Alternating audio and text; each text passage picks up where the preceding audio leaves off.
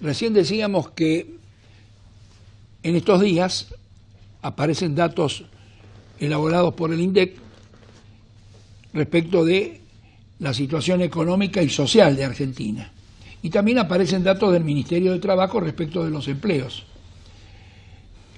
Yo recién no lo dije, pero también se anunció de que hay más de 200.000 nuevos empleos o trabajadores incorporados a la fuerza laboral.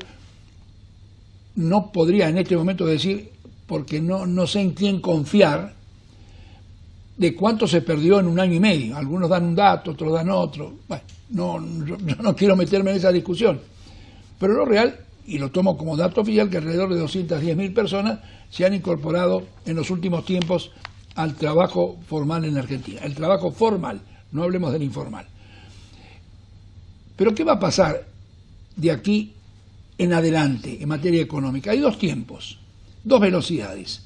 La primera velocidad coloca al país en el camino hacia la elección.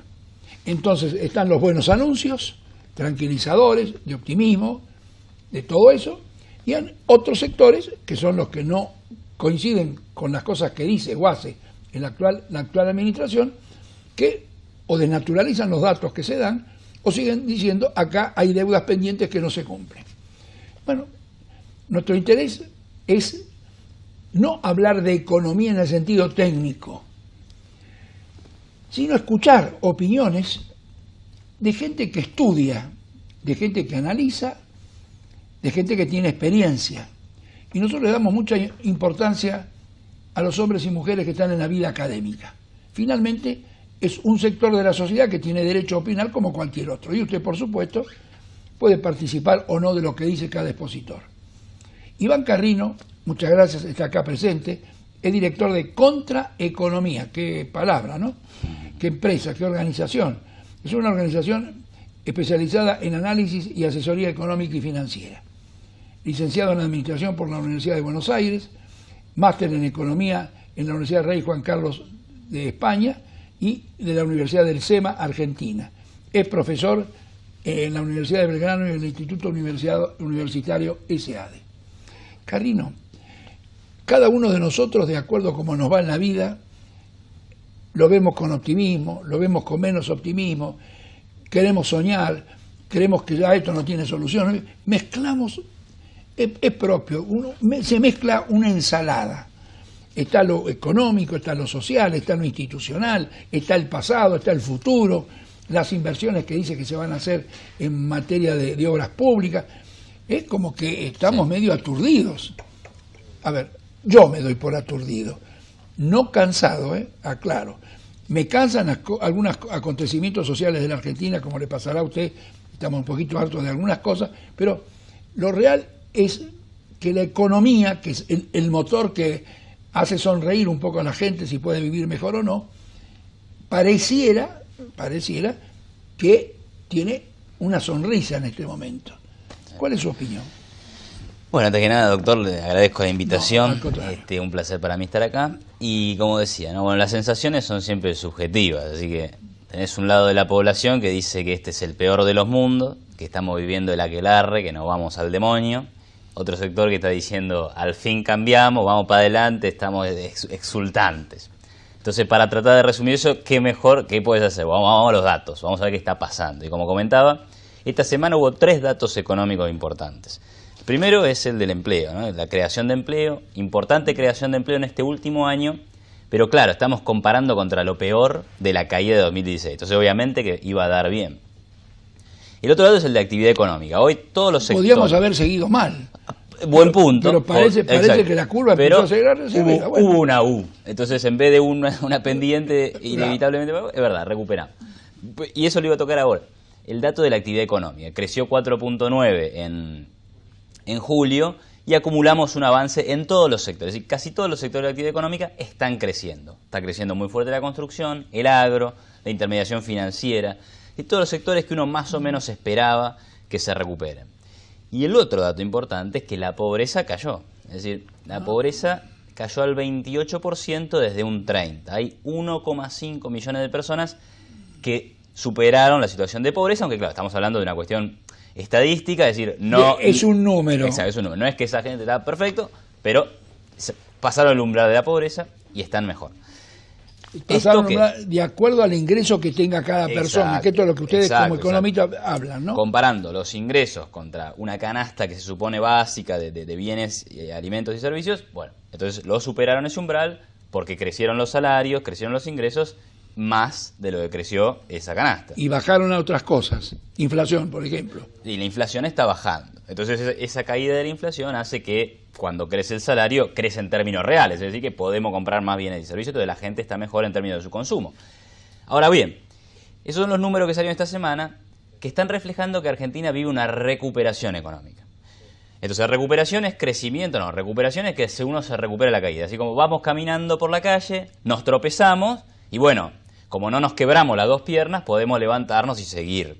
Eso es lo que le pasó a la Argentina, es decir, se cayó porque veníamos de una situación realmente disparatada en términos económicos, que a nivel mundial es difícil de comprender. ¿Caminar o veníamos corriendo hacia el precipicio? No sé, ¿cómo es? Veníamos corriendo con los ojos vendados, digamos, de que era inevitable que nos chocáramos, nos tropezáramos fuerte. Y entonces, bueno, la economía está recuperándose. Digamos que el gran interrogante es, ¿vamos a ir hacia un crecimiento sostenible? Hay que pensar en Argentina desde un punto de vista de largo plazo. Ahí está, vale. Entonces, Argentina era un país de los mejores del mundo. Estábamos entre los 10 mejores del mundo allá por principios del siglo XX.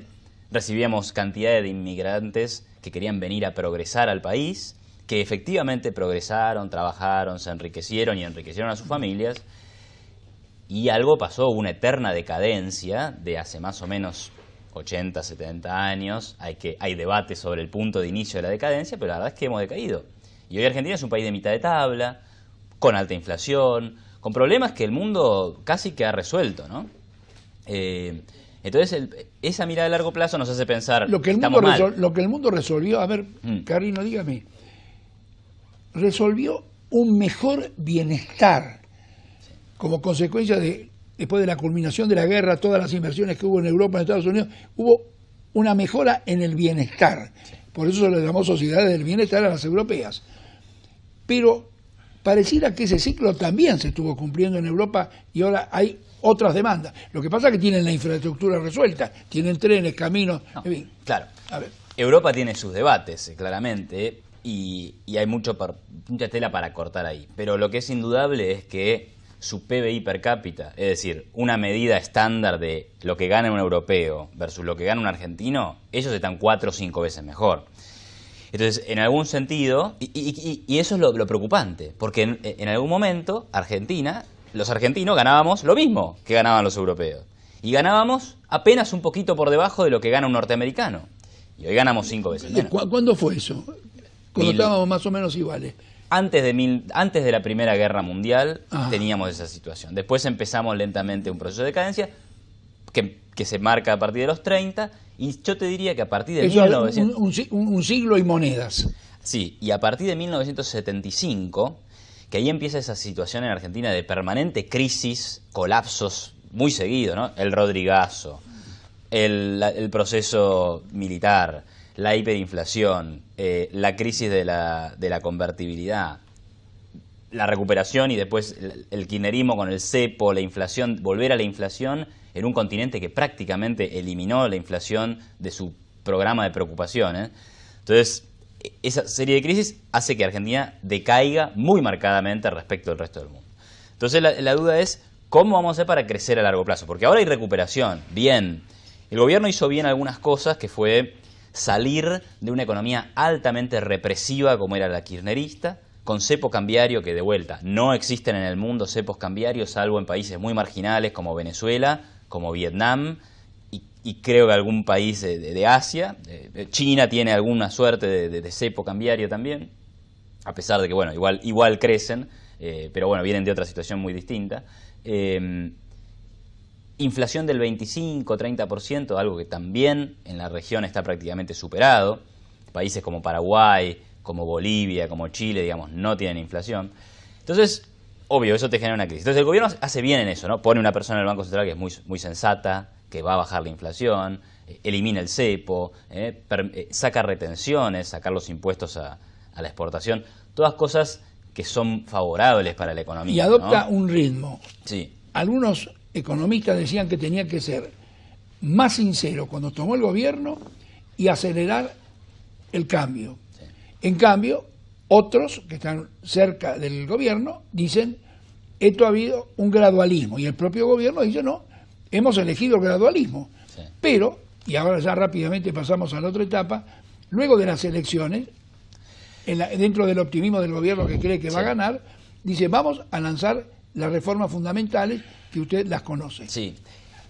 Ahí, sobre el tema de gradualismo o shock, que es un poco el debate que venimos teniendo desde el año 2015, el punto es que hay que tener claro hacia dónde ir. Entonces, si uno tiene claro hacia dónde ir, gradualismo o shock se vuelven discusiones de segundo orden. Porque mientras uno tenga claro que para que el país crezca de manera sostenida hay que bajar la inflación, hay que tener mercados flexibles, hay que estar abierto al mundo. Competitividad. Hay que tener competitividad, hay que tener un Estado razonable, no un Estado gigante, desmedidamente grande como el que tenemos, con una presión fiscal que es la segunda más alta del mundo. Entonces, si se tiene claro ese objetivo, bueno, vamos un poquito más lento, vamos un poquito más rápido, ok, se puede debatir. A mí mi duda es si realmente tienen claro ese objetivo, porque en algunas cosas no ha habido cambios. Por ejemplo, los datos de empleo son buenos, son alentadores, hablamos de una recuperación, pero algo que está creciendo mucho es el empleo público. Y uno dice, pero tenemos un problema de empleo público. Claro, si es demasiado grande el empleo público. Hubo un aumento de alrededor de 2 millones de empleados públicos en la gestión kirchnerista, por decirlo de alguna manera, y eso genera un aumento del gasto público, que genera déficit fiscal. Entonces, ahora también ha habido nuevos empleos. Y entonces, ahora crece de vuelta el empleo público. Entonces, pero eso lo pagamos nosotros, los que pagamos impuestos, lo pagan las empresas que tienen que exportar, ganar competitividad, pero van a tener que pagar una mochila. La mochila fiscal es mucho más pesada. Entonces, si no hay dimensión de que esos son los verdaderos problemas, por ejemplo, otra cuestión, la situación de las jubilaciones. Estos son temas que son políticamente incorrectos tratarlos. Nadie se anima a hablar, o son pocos los que se animan a hablar abiertamente del problema que tiene la jubilación estatal, que es un problema estructural. La jubilación estatal en Argentina está quebrada. Es decir, no vive de sus ingresos. Los jubilados de hoy no cobran, o sea, no es suficiente la plata que le sacan a los trabajadores activos para pagarle a los jubilados de hoy. ¿Qué hay que hacer entonces? Cobrar impuestos de otro lado, no solo lo que le cobramos a los trabajadores activos, cobrar de IVA, de ganancias, de rentas generales del gobierno para cubrir ese agujero. Entonces ahí tienes un problema de insostenibilidad fiscal y el gobierno no parece querer resolverlo. De hecho, lo que hace es armar un sistema donde hay mayor gasto en pensiones, jubilaciones y mayor gasto social. Entonces, ¿eso es gradualismo o eso es directamente continuar y agravar los problemas que tenemos? ¿Me puede decir, si el Estado tiene que achicarse, qué debiera cortar? Bueno, ahí hay un lindo tema para hablar, ¿no? ¿El gobierno qué hace? Corta subsidios, mientras aumenta el gasto social. Entonces el gasto le queda más o menos igual. ¿Qué tipo de subsidios? Perdón, subsidios energéticos. Al transporte. Decir, al gas, al agua, a la energía eléctrica y algo de transporte, porque ese no se recorta tanto. Lo que más se recorta es energía. Y después te sube el gasto social por otro lado, entonces el gasto apenas va a caer el año que viene, según el presupuesto, un 0, algo del PBI. Es decir, seguimos con gasto público de nivel noruego, ¿sí? Para un país que tiene, digamos, que necesita crecer. Ahora, los noruegos ya crecieron, digamos, ¿no? Hablamos de Suecia porque Suecia tiene servicios completos, se pagan altos impuestos y la gente tiene servicios de salud, de educación y compañía de otra naturaleza. Argentina no tiene esos servicios. Argentina no los tiene y además necesita crecer a una tasa alta para acercarse a esos países ricos, ¿no? Y eso no lo vas a lograr con un Estado tan grande. Pero bueno, para no evadir la pregunta, entonces está bien seguir recortando subsidios, pero yo creo que no podés hacer una reforma del Estado sin discutir el estado de bienestar. Entonces, hay gastos que son medianamente superfluos, como gastos políticos que deberían revisarse. todo lo que es autos oficiales, asesores de los diputados, todo eso. Pero eso no es suficiente. Entonces lo que tenés que revisar es el gasto social, gasto en educación, gasto en salud. O sea, gasto en educación y salud podrías no tocarlos, pero las pensiones deberías revisarlas. Podemos discutir si es un gasto o una inversión, ¿no? Por eso, lo podemos discutir, por eso, yo hasta te lo saco del menú.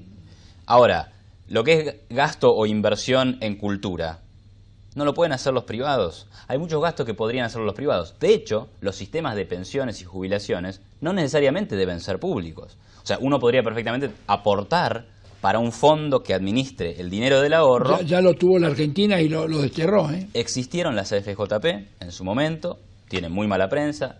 Entiendo que no fue un sistema que estaba bien armado, no era del todo privado tampoco, estaba muy regulado. Entonces, a las FJP, por ejemplo, les hacían comprar títulos públicos. No le permitían llevar sus inversiones afuera del país. Entonces, ¿qué tipo de servicio pueden ofrecer? Bueno, uno mediocre, porque si no le permitimos libertad, no van a buscar maximizar las inversiones. Entonces, pero en otros países funcionan sistemas privados. Y entonces un sistema privado de pensiones, ¿qué te permite? Bajar el gasto público en eso. Ahí yo sería gradual, por ejemplo. Yo sería gradual, es decir, vamos a un sistema que se cambie de a poco. Pero es el grueso del gasto, ¿no? Ahora, ¿qué gobierno se animaría a cambiar estas condiciones? A ver, este gobierno va a gobernar hasta el 2019. Después se verá cómo le va y si está dispuesto a otro periodo y enfrentar una elección. Pero, ¿cómo hacemos para resolver este trato Estado Nacional con provincias, Estado Nacional con sindicatos, Estado Nacional con empresarios? Estos tres factores, provincias, sindicatos y empresas, no. Hay que encararlo de alguna manera. ¿Cómo se enfrenta esto? Claramente son las corporaciones que impiden el normal crecimiento del país. ¿Lo impiden? Sí, que la corporación sindical, cierta corporación empresaria y la corporación política, que tiene responsabilidad que, en lugar de pensar en administrar eficientemente los recursos públicos, lo único que piensa es cómo gano las elecciones que vienen mañana. Y eso es lo que me hace generar dudas de vuelta sobre qué va a hacer el gobierno ahora, porque de repente vinieron diciendo, miren, no podemos hacer este tipo de ajuste porque tenemos que ganar las elecciones. Bueno, supongamos que ganan las elecciones ahora en octubre y en 2019 viene otro periodo electoral. Entonces al final siempre va a estar la excusa de las elecciones. Entonces los políticos tienen esos incentivos que son medio perversos. Y... Ahora, perdón, lo de perverso no sé. Bueno. Si usted no da satisfacción, no gana elecciones. Hay una mentalidad. Claro. ¿Cómo convencer a la población de que alguien quiere gobernar para 10 años o para 15, aunque no esté en el gobierno? Esto es muy difícil. ¿Por qué le mencioné los sindicatos, los empresarios y las provincias? Por las famosas políticas de Estado. ¿Qué ocurre que acá no hay un debate de políticas de Estado? Sí, no. Es que claramente parece que nadie quiere resignar lo propio, cosa que yo lo entiendo porque claramente cada uno tiene sus intereses y los va a perseguir. Ahora, el tema es el entramado institucional. Cuando vos permitís que los sindicatos manejen o tengan un poder excesivo, hay un problema ahí, ¿no? Justo hoy estaba viendo un gráfico que era la tasa de sindicalización por sectores, ¿no? La tasa de sindicalización en el sector de minería y petróleo es la más alta de la Argentina. Una de las más bajas es construcción, otra que tiene una tasa baja es agro. Y fíjate usted, ¿cuáles son los sectores que más crecen este año por lo menos? Agro y construcción. ¿Cuál es el sector que peor le está yendo este año? Minería y petróleo. Claro, hay que contextualizar. El precio del petróleo está cayendo en el mundo, o viene con una racha mala en el mundo, se está recuperando un poquito. Entonces claramente vas a tener un problema ahí. Pero en la medida que tus sindicatos no te permitan hacer los ajustes dentro de la empresa que uno debería hacer, claramente le va a costar a ese sector arrancar. O sea, sobre llovido mojado, ¿no? Ahí viene la reforma laboral. Exacto. Trae sus bemoles ahora. Exacto. Y ahí, como dice otro economista que se llama José Luis Espert, dice, celebro las iniciativas de reforma laboral, pero para hacer una torta hay que romper huevos. Entonces, ¿qué quiere decir eso? Si el gobierno quiere ir a hacer una reforma laboral en serio, tiene que pelearse con los sindicatos, porque va a haber que restarles poder. Entonces, va a haber que restarle privilegios, prebendas, ¿sí? Capacidad de imponer su voluntad con las empresas. hay que reformar un sistema que le mete muy poca flexibilidad a la economía. ¿Y hay dirigentes en ese mundo abiertos a este cambio? Creo que no, pero ahí cerraba esta idea, ¿no? El problema que tenemos es que un sindicato decide para una enorme cantidad de empresas que tienen realidades muy distintas una de otra. Entonces, una empresa tal vez puede dar un aumento de salario como el acordado en la paritaria, pero otra no está en condiciones. Entonces, ¿qué haces? Condenás a la quiebra a la que no puede pagar ese aumento. Hay acuerdos sectoriales entre empresas y sindicatos. Exacto. Y se toma el caso de Vaca Muerta y otros sectores como la construcción que también están buscando acuerdos de la misma naturaleza. Ahora, sigo un poco con la proyección después de octubre, que es lo que más hoy me preocupa. Está abierto el debate para hacer estas reformas en el Parlamento. Las fuerzas políticas que hoy veo que dicen que si llegan al Parlamento se van a oponer a una gran cantidad de medidas. ¿Está abierto el panorama o todavía está muy cerrado? Mire, yo creo que el gobierno va a salir políticamente fortalecido de las elecciones de octubre. ¿Por qué? Porque Cristina, que era el gran fantasma hasta hoy, fue. No, todavía está cabalgando, ¿eh? Goodbye. Adiós, Cristina. He jugado. Yo le digo, adiós, Cristina, a partir del 22 de octubre. A Cristina no la quieren ni los peronistas. O sea, se están peleando a ver quién se la saca encima primero, ¿no? Pidió hacer un acuerdo y rápidamente le dijo que no Massa, era esperable, pero le dijo rápidamente que no Randazzo. Hay todo un sector del peronismo que ya no quiere estar con Cristina porque sabe que su momento pasó. Es decir, en el mejor de los casos, el momento de Cristina pasó. ¿Y qué hay después de eso? Un peronismo dividido también, porque la verdad es que no hay un referente que pueda decir, acá está el peronismo, que han sido siempre la fuerza política más fuerte de la Argentina de los últimos 50 años. Entonces Cambiemos va a recibir un apoyo de la ciudadanía en todo el país, seguramente gane ahí en Provincia de Buenos Aires, Cristina seguramente termine adentro del Congreso, pero con poco capital político. Eso le da fuerza al gobierno. El tema es que no desperdicien la oportunidad. No sé cuán convencidos están de que hay que hacer una reforma laboral en serio, de que hay que bajar los impuestos, pero para bajar los impuestos hay que bajar el gasto y que para eso hay que discutir el estado de bienestar. Entonces, tengo mis dudas, ¿no? Es decir, creo que la economía se va a recuperar. Es importante lo que ha hecho el gobierno hasta acá, la inflación va a bajar, se han liberalizado algunos sectores que están empujando, pero las reformas estructurales me parece que están muy pendientes todavía. Iván, le agradezco mucho que haya venido. A usted por la invitación. Su juventud contagia. Usted tiene un largo camino para poder empujar sus ideas en el lugar que sea. Le deseo que tenga mucho éxito. Gracias, igualmente. Director, una voz joven, un economista de nueva generación con un lenguaje muy sencillo. Director, volvemos enseguida.